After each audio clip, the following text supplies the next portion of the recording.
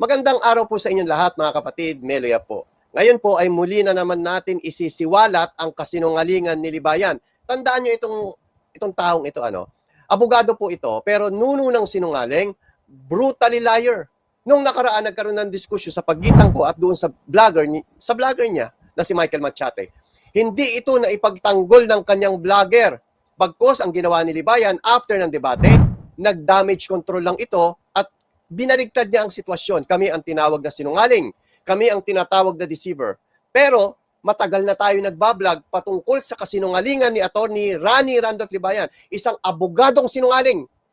Ngayon, muli na naman natin patutunayan na itong si Attorney Rani Randolph Libayan ay isang blunderer, brutally liar, at fake news king, at bobo sa batas. Ito po, umpisahan na natin. May sinasabi siya na ganito. Pakinggan po natin ito. Pakinggan natin. Bakit hindi niyo na binabanggit yung kaso ni Raffy Tulfo laban sa akin? Ayan, sinasabi niya, bakit hindi na ninyo binabanggit yung kaso ni Raffy Tulfo tungkol sa kanya? Pakinggan. Samantalang nung kapapal niyo yun, banggit kayo ng banggit. Samantalang nung kapapay niyo yun, ay banggit kayo ng banggit. Di ba? Nagbuo pa nga yung ampalaya yata doon eh. Ganito yon. Para sa kaalaman mo, bobong abogado, kapag nag-file ka, hindi pa pumapasok yon. Hindi pa nagkakaroon ng probable cause yun. So, pwede pa po itong pag-usapan.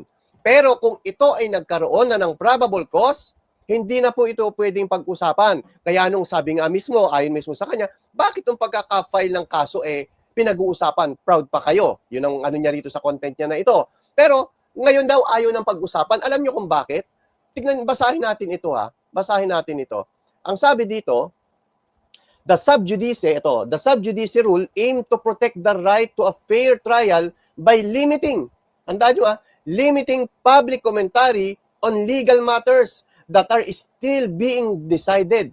Hanggat hindi pa ito nadidesisyonan at nasa korte po ito, bawal itong pag-usapan, lalong-lalo na yung merito ng kaso. Kaya doon sa sinasabi ni Libayan, bakit hindi niyo pinag-uusapan? Ano binabanggit yung kaso ni Raffy Tulfo laban sa akin? Hindi na raw binabanggit yung kaso ni Raffy Tulfo laban sa kanya. Samantalang nung kapapal niyo yun, banggit kayo ng banggit. Bakit nung kapapay lang banggit kayo ng banggit? Kasi pwede pang banggitin yon. Pero ngayon, dahil sa kabobohan mo, Libayan, hindi mo alam. Hindi mo ba alam yung subjudice na tinatawag? Kaya ka pala bagsakin sa bar exam Sabi nila, alam mo, ito lang Libayan Dati ang paniniwala ko, 3 beses ka lang bumagsak sa bar exam. Pero ayon sa usap-usapan, 5 beses ka raw bumagsak. Parang naniniwala na ako sa 5. Dahil yan lang sa judice, hindi mo alam. Ganyan kakabobo. Tuloy pa natin. Di ba? Nagbuo pa nga yung ampalaya yata doon di ba? Balikan natin yung mga pagkakataon. Especially doon sa mga final ni Raffy Tulfo na cyber libel cases sa akin sa Quezon City noon. Naalala nyo, di ba, sobrang proud niya.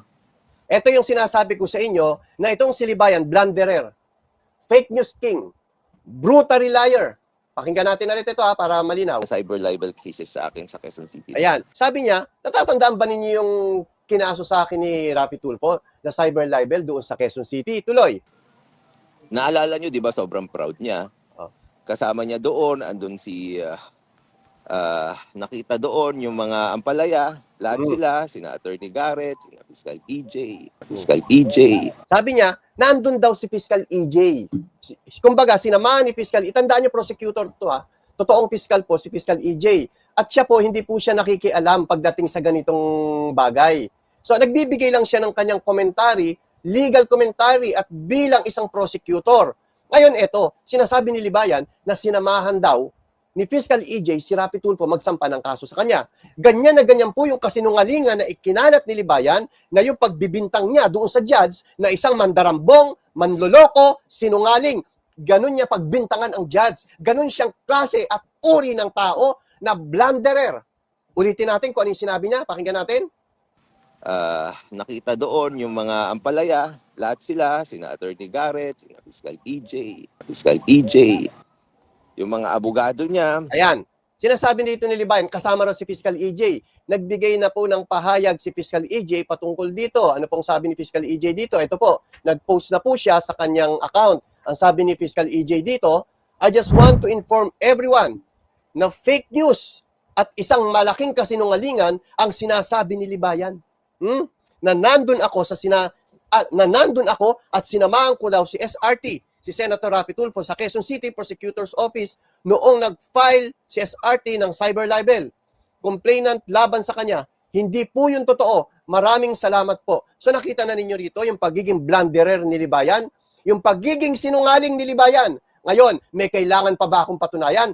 Yes, dahil madadagdagan pa ang kasinungalingan ng bobong abogado na ito. So ngayon, anong masasabi ninyo sa katarantaduhan, katangahan, kabobohan at kasinungalingan ni Attorney Rani Randolph Libayan? Hanggang sa muli po mga kaibigan, ingat po kayo.